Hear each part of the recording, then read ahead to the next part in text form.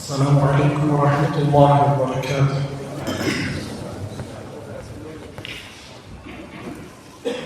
إن الحمد لله نحمده ونستعينه ونستغفره ونعوذ بالله من شرور أنفسنا وسيئات أعمالنا.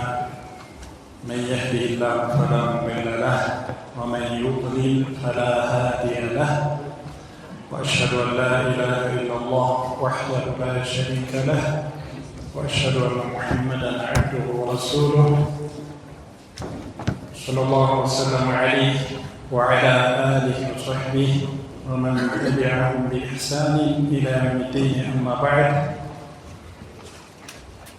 الله سبحانه وتعالى على كرامته ጸጋዎች መካከል የሱን ንግግር የአላህ ስብሓን ወተዓላ ንግግር ፈህም ለማድረግ ለመገንዘብ ጌታችን ምን እንዳዘዘን ምን እንደከለከለን ጌታችን የሰጠን መመሪያ ምን እንደሆነ ለማወቅ በዚህ መልኩ መሰብሰባችን በዚህ መልኩ ቁርአንና ሐዲስን የአላህ ስብሓን ወተዓላ ህግጋት የነቢያችን ዓለይሂ ሰላቱ ወሰላም መመሪያ ለመማር መሰባሰብ አላህ ስብሓን ወተዓላ የመረጠውን ሰው ብቻ የሚያድለው እድል።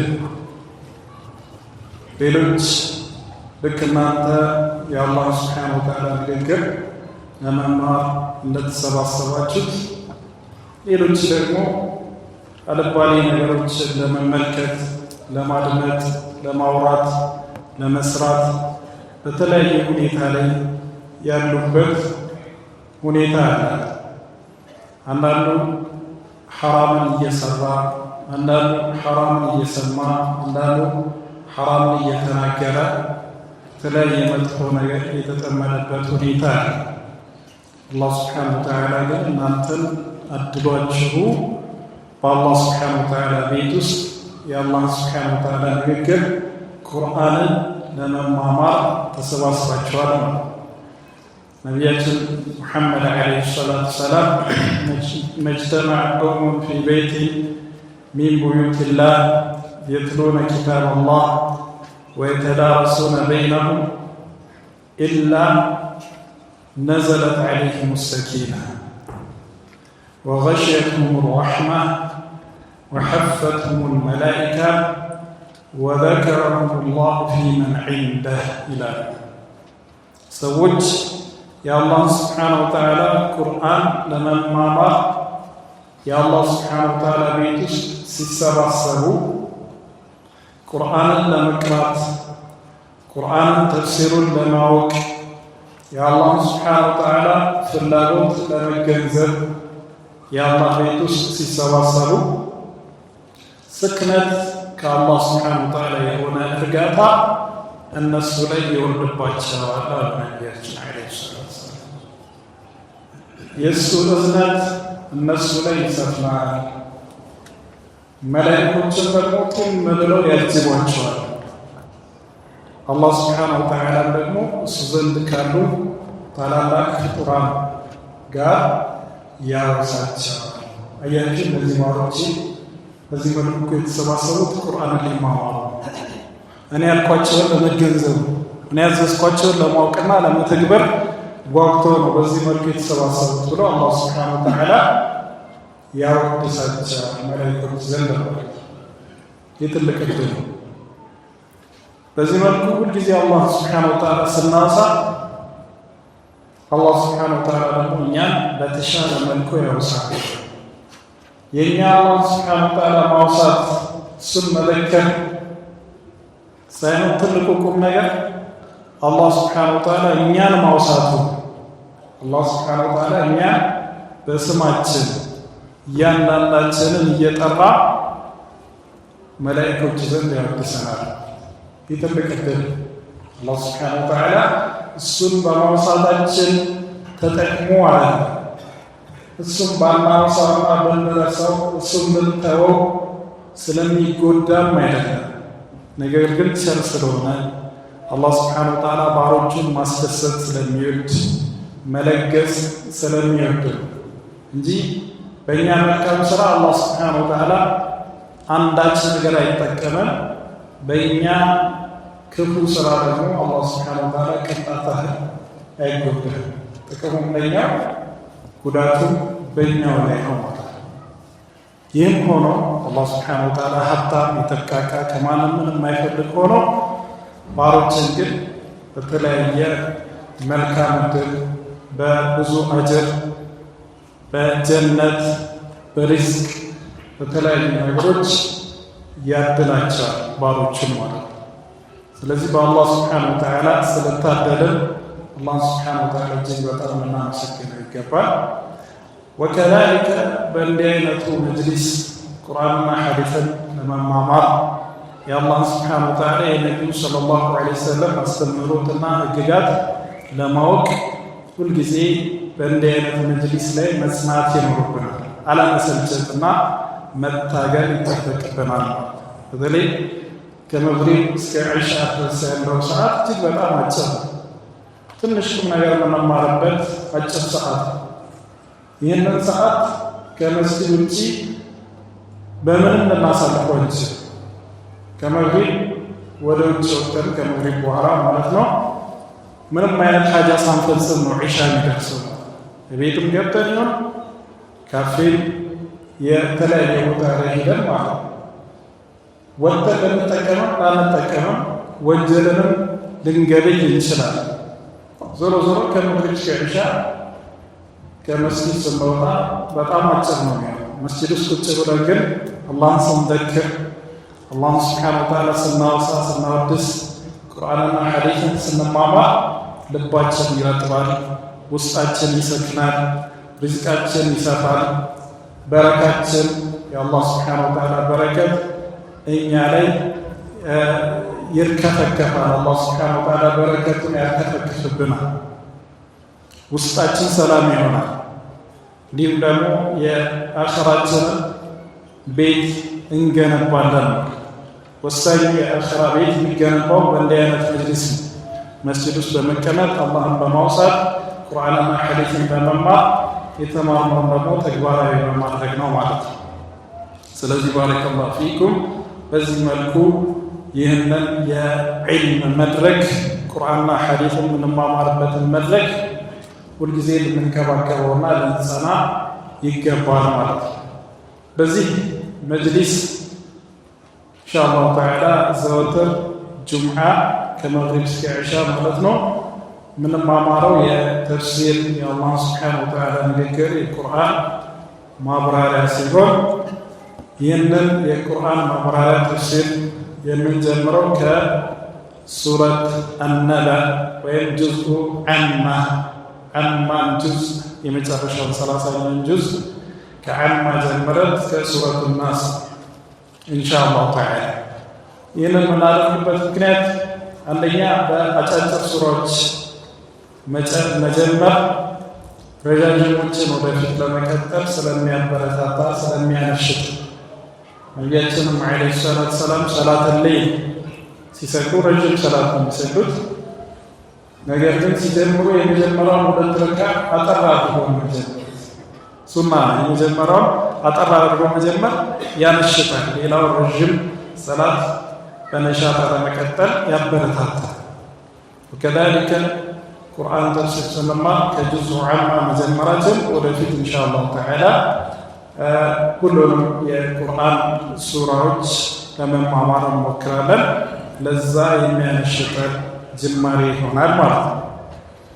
በሁለተኛ ደረጃ ደግሞ ይህ ጁዝ የመጨረሻ 30ኛው ጁዝ በአብዛኛው የምንቀራው በአብዛኛው ብዙዎቻችን በቃላችን የሸመደድነው የሐፈዝነው ጁዝ በመሆኑ ሰላት ላይ በአብዛኛው የሚቀራው ይህ ነው። እንደሚታወቀው ሰላት ላይ በአብዛኛው ሙፈሰላቶችን መቅራት ሱና ነው። ሙፈሰል ከሱረት አልሑጁራት ጀምሮ እስከ ሱረቱ ናስ ያሉት ሱራዎች ሙፈሰል ይባላል። እነዚህ ሙፈሰል አጠር አጠር ያሉ ሱራዎች ማለት ነው በሶስት ይከፈላሉ።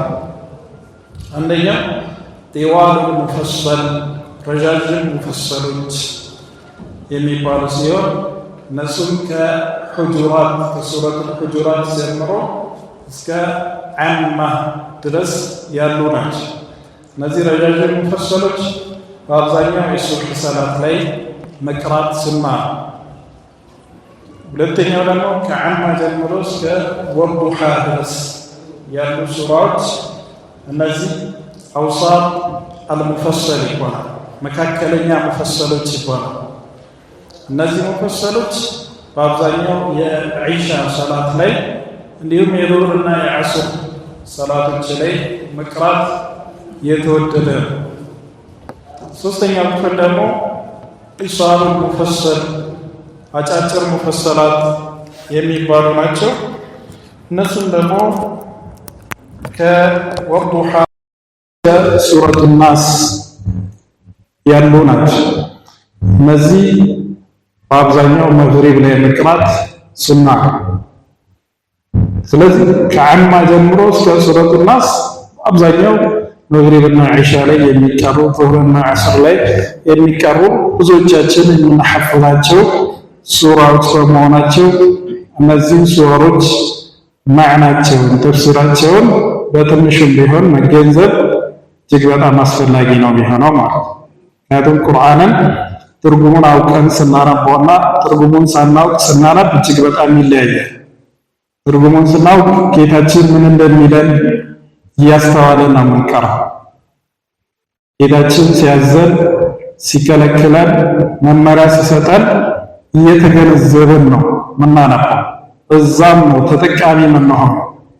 ትክክለኛ በቁርአን ተጠቃሚ የሚሆነው አንድ ሰው ቁርአንን ማዕናውን ተገንዝቦ ሲቀራ። ይህ ደግሞ የሰለፎቻችን ከሰሐቦች ጀምሮ የቀደምቶቻችን መገለጫ ባህሪ ነው። አብዱራህማን አሱለሚ ከታቢዕዮች ውስጥ ነው። ምን ይላሉ? ሐደሰና አለዚነ ዩቅሪኡነና አልቁርአን ከዑስማን ብኑ ዐፋን ወዐብደላህ ብኑ ዑመር أنهم كانوا إذا تعلموا من رسول الله صلى الله عليه وسلم 10 آيات من القرآن لم يتجاوزوهن حتى يتعلموا ما فيها من العلم والعمل. صحابة النبي صلى الله عليه وسلم قرآن سمارو 10 የቁርአን አያቶችን በስነ ስርዓት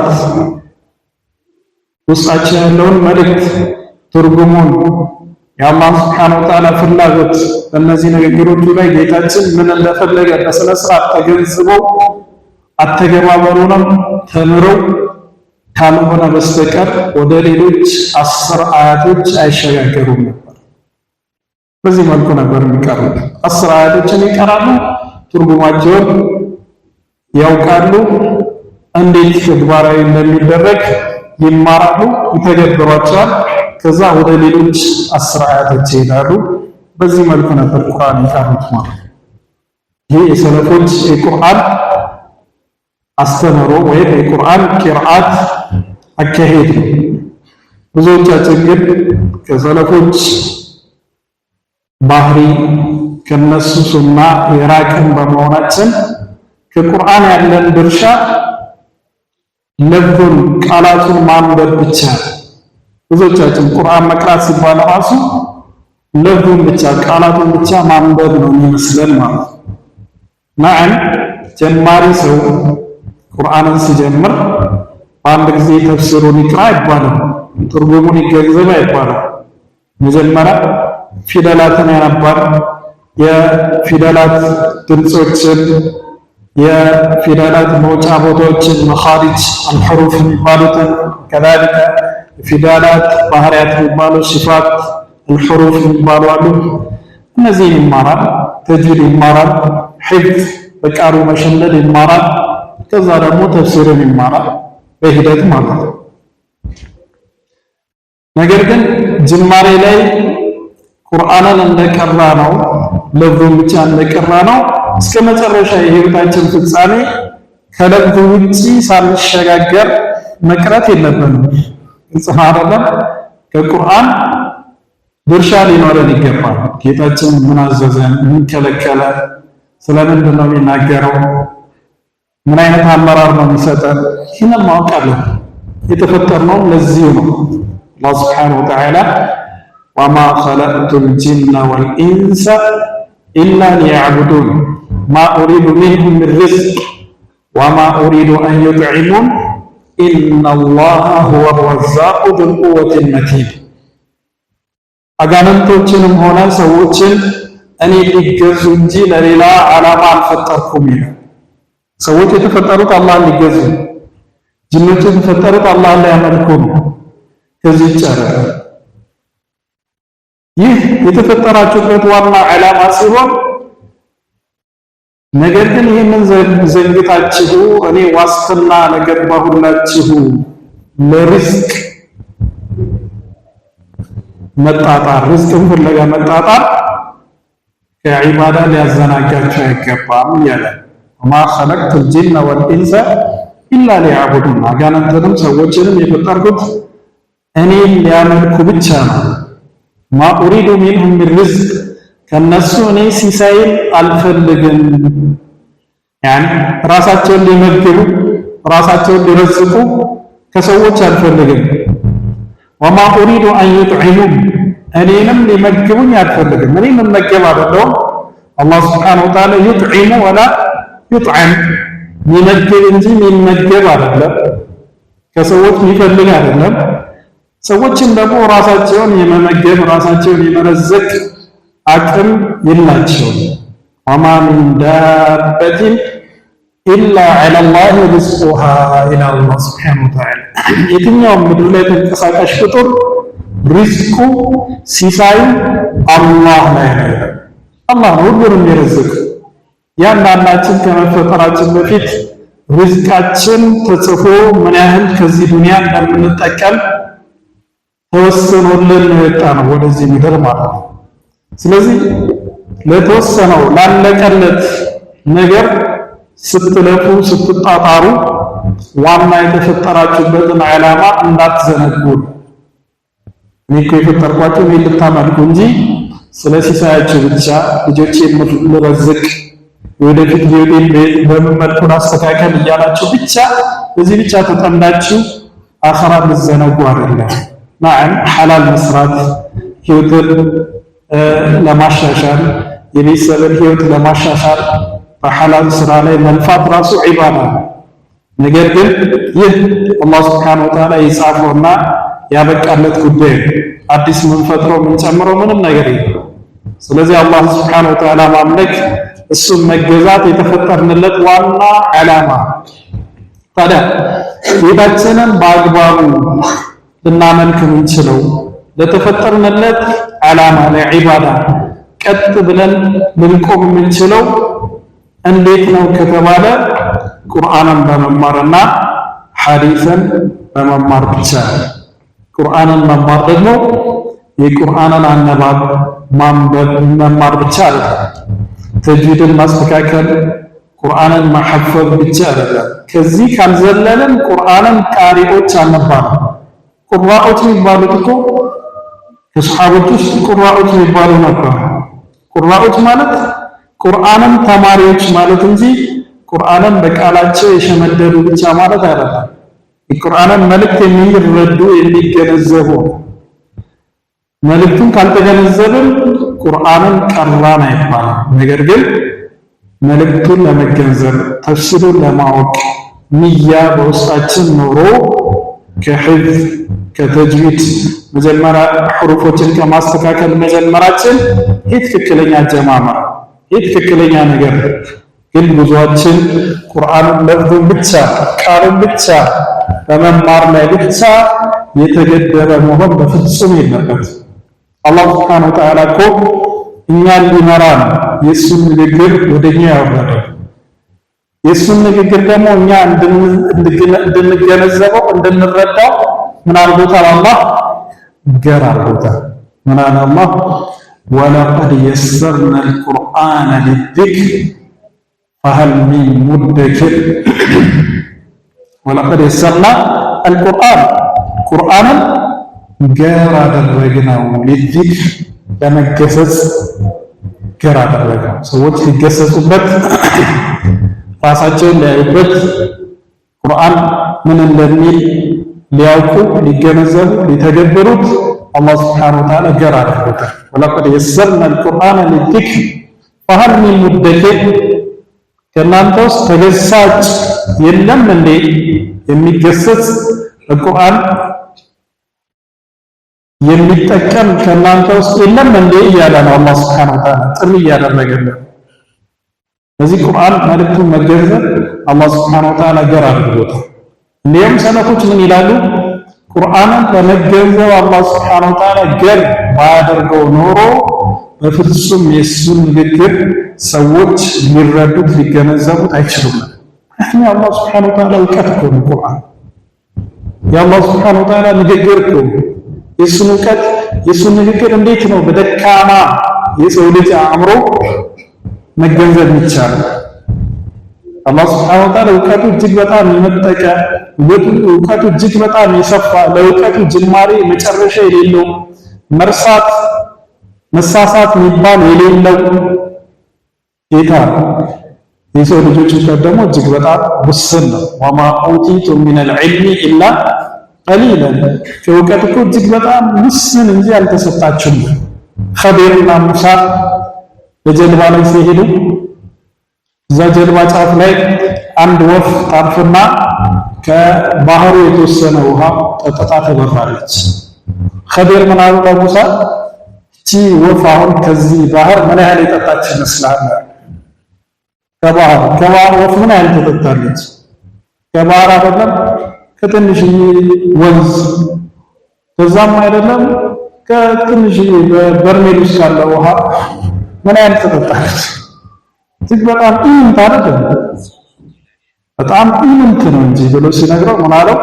የአላህ እውቀት የሰዎች እውቀት ከአላህ እውቀት አንፃር ይቺ ወፍ ከዚህ ባህር የወሰደችውን ያህል ነው። ይህም ራሱ ምንድነው አሉ ዑለማዎች ለአእምሮ ለማቅረብና ሰዎች የአላህን እውቀት ስፋት እንዲገነዘቡት እንጂ የአላህ ሱብሓነሁ ወተዓላ እውቀት ዳርቻ ያለው አይደለም። ጅማሬ የሌለው መጨረሻ የሌለው መርሳት መሳሳት የሌለው። ሰዎች ደግሞ እውቀታቸው እጅግ በጣም ውስን ደካማ ናቸው፣ ፍጡር ናቸው። መጀመሪያ ያውቁም ነበር። ከእናታችን ማፀን ስናወጣችሁ ለአላህ ሱብሓነሁ ወተዓላ ምንም አታውቁ ነበር፣ ምንም አታውቁ። ከዛስ በኋላ የሰው ልጅ እውቀት እየተሻሻለ ይመጣል። እንዲሁም ደግሞ መርሳት መዘንጋት የሚባል ነገር አለ። ስለዚህ የሰው ልጅ እውቀት የአላህ ሱብሓነሁ ወተዓላ ንግግር ሊገነዘብ በፍጹም አይችልም ነበር። ነገር ግን አላህ ሱብሓነሁ ወተዓላ የእሱን ንግግር ምን አደረገው? ገር አደረገው ማለት ነው። ስለዚህ የአላህ ሱብሓነሁ ወተዓላ ንግግር መገንዘብ እጅግ በጣም ቀላል ገር ነው ማለት ነው። ይህ ማለት ግን ቁርአንን ለመገንዘብ ምንም አይነት መሳሪያ ምንም አይነት የሚያስፈልግ የእውቀት ዘርፎችን ሳንይዝ ቁርአንን ዝም ብለን ልንፈስር እንችላለን። ማንም ሰው ስለ ቁርአን ሊናገር ይችላል። ማንም ሰው ቁርአንን አንብቦት ብቻ መረዳት ይችላል ማለት ግን አይደለም። እንደዛ አይደለም፣ ይጸና አይደለም። ቁርአንን ለመማር ስንጣጣር ቁርአንን ለመገንዘብ የሚያበቁን የእውቀት ዘርፎችን ስንቀስም ቁርአን ገር ነው። ይጸና አይደለም። ያንን ሳናደርግ ስንቀር ግን መገንዘብ አንችልም። በተለይ ቋንቋችን አረብኛ ያልሆነን አጀሞች ከአረብ ውጭ የሆኑ ሰዎች ቁርአንን በቀላሉ ልንገነዘብ አንችልም። ምክንያቱም ቁርአን ምንድነው? አረብኛ ነው። ቢሊሳኒን አረብይን ሙቢን እጅግ በጣም ግልጽ በሆነ በአረብኛ ቋንቋ ነው ያወረድነው አላህ ሱብሓነሁ ወተዓላ። ስለዚህ ጥርት ያለውን አረብኛ አሁን ብዙ አረቦች የሚያወሩት አረብኛ ሳይሆን ጥርት ያለውን ያልተቀላቀለ አረብኛ የሚያውቅ ሰው ቁርአንን በቀላሉ ይገነዘባል፣ በቀላሉ ይገነዘባል። ይሁንና እንደዛም ሆኖ ማለት ነው ቁርአን የራሱ የሆነ ቋንቋ ነው። ሸሪዓ የራሱ ቋንቋ እንዳለው ሁሉ ማለት ነው። አረብኛን የሚያውቅ ማንኛውም ሰው ቁርአንን ሙሉ ለሙሉ ይረዳል ማለትም አይደለም። ምክንያቱም ቁርአን ውስጥ አም፣ ኻስ፣ ሙጥለቅ፣ ሙቀየድ፣ ናሲኽ፣ መንሱኽ የመሳሰሉ ነገሮች አሉ። ቁርአንና ሐዲስን ለመገንዘብ የሚያበቁ እነዚህ የትምህርት አይነቶች አሉ። ኡሱሉል ፊቅህ የሚባል ላይ የትምህርት ዘርፍ ላይ የምንማራቸው ትምህርቶች አሉ። እነዛን ማወቅ ያስፈልጋል ማለት ነው። ከዛሊከ ቁርአን ላይ ናሲኽና መንሱኽ ይባላል። የተሻረ እና ሻሪ ማለት ነው። ፍርዱ የተሻረ አለ፣ ፍርዱን የሻረ አለ። እነዛን ማወቅ አለብን። ከዛሊከ ቁርአን ላይ አስባብ አኑዙል ይባላል። ቁርአን አንዳንድ ክፍሎች በሰበብ በምክንያት የወረዱ ናቸው። ስለዚህ ያ የቁርአን አያ የወረደበትን ምክንያት መገንዘብ አለብን። ምክንያቱም ሳናውቅ ስንቀር ትርጉሙ ላይ ልንሸወድ እንችላለን። እዚህ አስባብ አኑዙል፣ ኡሱሉ ተፍሲር፣ ኡሱሉ ፊቅህ፣ ሉገቱል ዐረቢያ የአረብኛ ትምህርት አለ። የአረብኛ ትምህርት ላይ ዒልሙ ነሕው ይባላል። የነሕው ትምህርት ማለት ዒልሙ ሰርፍ የሰርፍ ትምህርት አለ። ዒልሙ በላጋ የበላጋ ትምህርት አለ። እነዚህ የአረብኛ ዋና ዋና የትምህርት ዘርፎች ናቸው። ሌሎችም የአረብኛ የእውቀት ዘርፎች አሉ። እነዚህ ግን ወሳኞች ዋና ዋናዎች ናቸው። እነዚህን ማወቅ ያስፈልጋል ማለት ነው። እነዚህን ከተገነዘበ ቁርአንን መረዳት ይችላል ማለት ነው። እንዲሁም ደግሞ የቁርአን አፈሳሰር፣ ቁርአን የሚፈሰርበት፣ ቁርአን የሚብራራበትን መንገድ ማወቅ ያስፈልጋል። ቁርአን የሚብራራበት መንገድ ዑለማዎች እንዳሉት የመጀመሪያ ቁርአንን በቁርአን መፈሰር ምን ማለት ነው? ይሄ ቁርአን የአላህ Subhanahu Wa Ta'ala ንግግር አላህ ራሱ አብራርቶታል። እንዴት? አንዳንድ ቦታ በጥቅል የተናገረው ንግግር አላህ ሌላ ቦታ በዝርዝር ተናግሮ አብራርቶታል። አንዳንድ ቦታ ሙጥለቅ ያደረገው ሙጥለቅ ማለት ልክ ያልተገደበ ማለት ነው። በሌላ ቦታ ደግሞ ገድቦ ወስኖ ያስቀመጠበት ሁኔታ አለ። ስለዚህ ቁርአንን በቁርአን መፈሰር ይሄ የመጀመሪያው መንገድ። ወከዛሊከ ቁርአንን በነቢያችን ሰለላሁ ዐለይሂ ወሰለም ሐዲስ መፈሰር። ምክንያቱም ነቢያችን ሰለላሁ ዐለይሂ ወሰለም ከኃላፊነታቸው ውስጥ አላህ እሳቸው ላይ ከጣለው ኃላፊነት ውስጥ አንዱ ምንድነው? ቁርአንን ማብራራት። ወአንዘልና ኢለይከ አልኪታበ ሊቱበይነ ሊናሲ ማ ኑዚለ ኢለይሂም አንዘልና ኢለይከ ዚክረ ሊቱበይነ ማ ኑዚለ ኢለይሂም አለ አላህ ሱብሓነሁ ወተዓላ። እነሱ ላይ የወረደውን ቁርአን ልታብራራላቸው ዘንድ ነቢያችን ሰለላሁ ዐለይሂ ወሰለም ቁርአንን የሚያብራሩ ናቸው።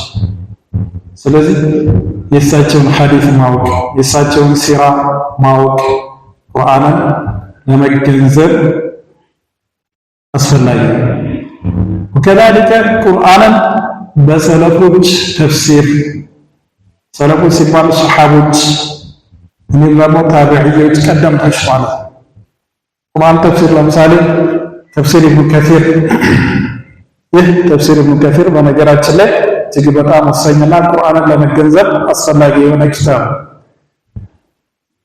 በዚህ ኪታብ ላይ ስለ አንድ የቁርአን አያ ስታይ ያንን የቁርአን አያ ኢብኑ አባስ እንዲህ ብለው ፈስረውታል፣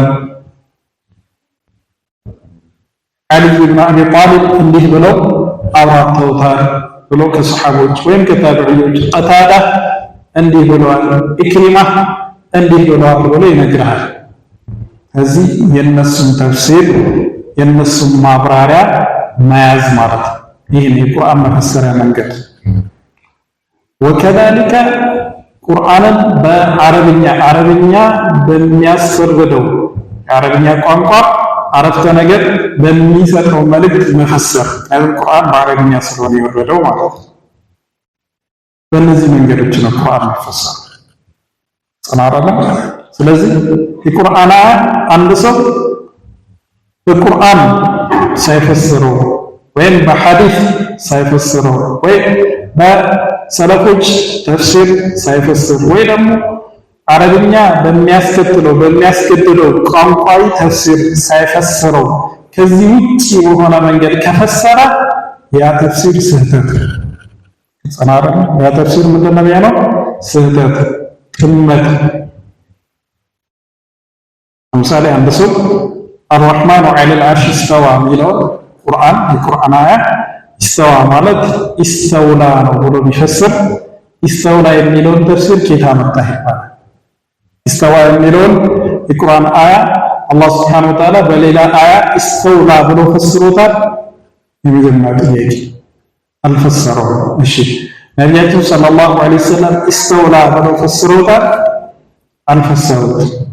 እሺ ከሰለፎች ከሰሓቦች ከታቢዕዮች ከቀደምት ዑለማዎች ኢስተውላ ብሎ የፈሰራለ የለም።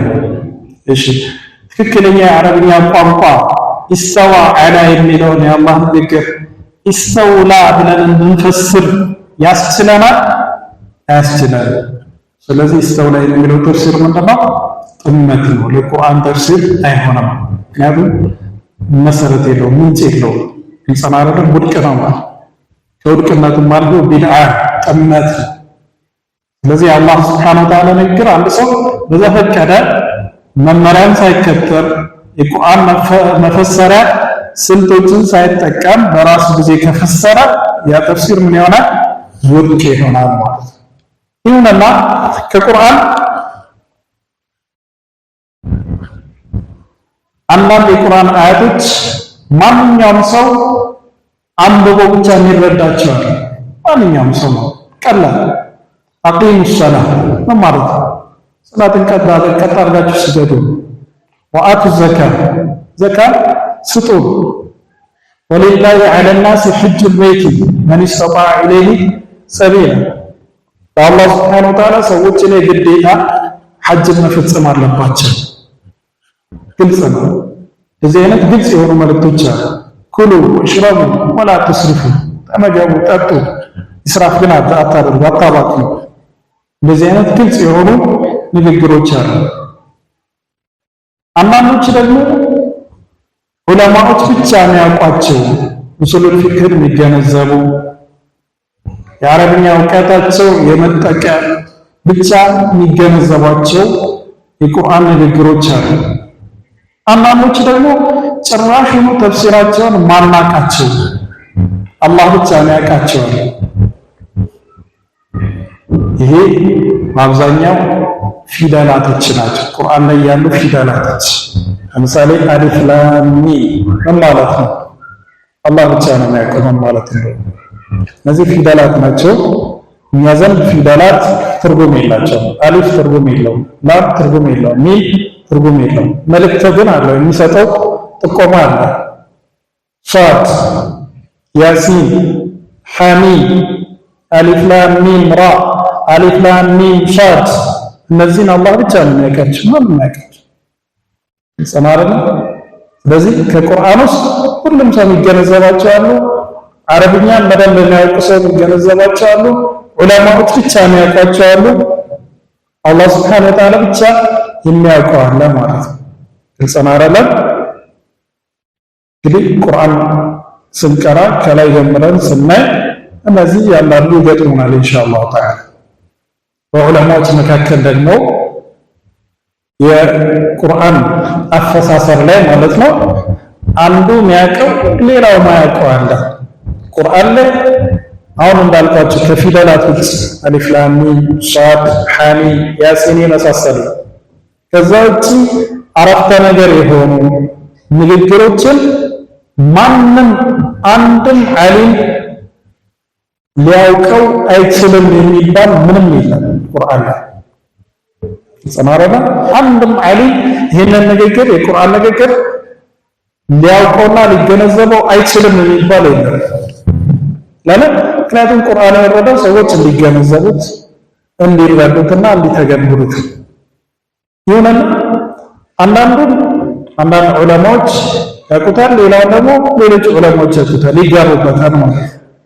እንጸማረለ ስለዚህ የሰው ልጅ ሰው ከመሆኑ አንፃር አንዳንድ ንግግሮችን ላይ ገነዘብ ይችላል። ምንም እንኳን ዓሊም ቢሆን ራሱ ማለት ነው። ያ ሰውዬ ያልተገነዘበው ማለት ግን ለዛ የቁርአን አያ ትርጉም የለውም ማለት አይደለም። ሌላ የሚያውቀው አለ። ወፈውቀ ኩሊ ዚ ዒልሚን ዓሊም ብለው አላህ ሱብሓነሁ ወተዓላ ከማንኛውም የእውቀት ባለቤት በላይ አዋቂ አለ ብለዋል። አዋቂዎች ይለያያሉ። ጽናረለም ወከዛሊከ የሰለፎች የሰሓቦች ተፍሲር ላይ ስንመጣ ደግሞ አንዳንድ ተፍሲሮችን ስታዩ ለምሳሌ ኢብኑ ከሲር ወይም ተፍሲር አጣበሪ ኢብኑ ጀሪር አጣበሪ የመሳሰሉ የሰለፎችን ንግግሮች ያካተቱ ተፍሲሮችን ስታይ አንድ የቁርአን አያ ላይ እገሌ እንዲህ ብሎታል፣ እገሌ እንዲህ ብሎታል፣ እገሌ እንዲህ ብሎታል ብሎ የተለያየ ንግግሮችን ልታስተናግድ ትችላል። ለምሳሌ አሁን ስንቀራ ኢንሻአላህ ተዓላ አማ የተሳአሉን አን ነበኢል ዐዚም አነበኡል ዐዚም አነበኡል ዐዚም ማለት በጣም ታላቅ ትልቅ ቁም ነገርን ያዘለ ዜና ማለት ነው። አነበኡል ዐዚም ሲባል እዚህ ጋር የተፈለገው ምንድን ነው? አንዳንዶች የውመል ቂያማ ብለው ፈሰሩት ከሰለፎች፣ አንዳንዶች ቁርአን ብለው የፈሰሩ አሉ፣ አንዳንዶች ነቢዩ ሰለላሁ ዐለይሂ ወሰለም ብለው ይፈሰራሉ። እንደዚህ አይነት ታገኛለህ። ይህንን ስታገኝ አንዱ ከሌላው ጋር የሚጋጭ እስካልሆነ ድረስ አንድ የቁርአን አያት ላይ ኢብኑ አባስ እንዲህ ብሎታል፣ አብዱላህ ኢብኑ ዑመር እንዲህ ብሎታል፣ አሊ ኢብኑ አቢ ጣሊብ እንዲህ ብሎታል ብሎ ዘርዝሮ ስታገኝ አንዱ ከሌላው ጋር የሚጋጭ እስካልሆነ ድረስ ሁሉም ለዛ ንግግር ተፍሲር ሊሆን ይችላል። ጽናረላ ምክንያቱም የሰለፎች ተፍሲር التفسير بالمثال ይባላል።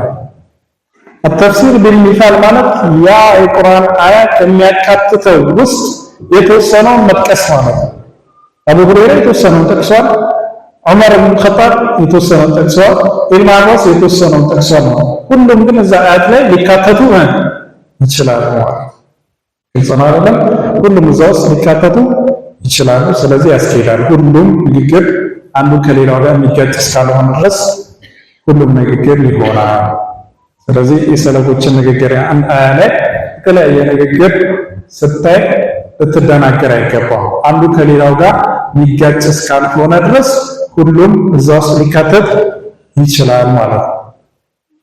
ይህን ያክል ካለን ኢንሻአላህ ተዓላ የአዳን ሰዓትም ደርሷል። ይሄ እንደሙቀዲማ ነው። አን የተሳአሉን ከሚለው ጀምረን ሳምንት ኢንሻአላህ ተዓላ እንቀራለን ማለት ነው።